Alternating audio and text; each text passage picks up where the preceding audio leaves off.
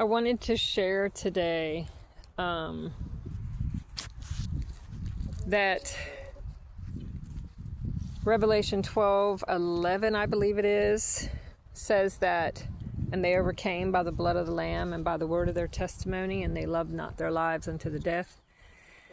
And so I just wanted to share part of my testimony, which I know, and I've really learned a lot listening to Derek Prince, so I would suggest him to anyone. He's passed on now, but his teachings are so good. But his view of the words of our testimony is the words that we declare that God has spoken over us.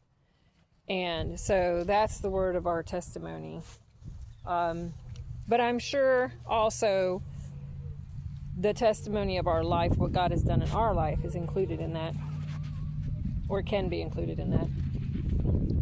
So,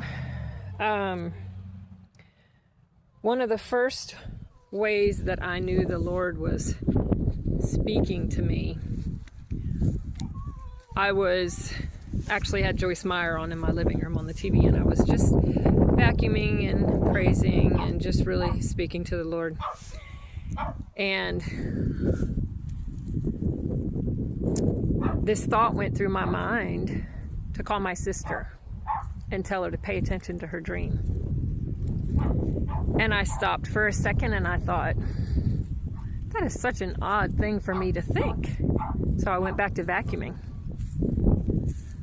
Well, it came back again. Call your sister, tell her to pay attention to her dream. So I thought, what if this is God? What if this is God prompting me?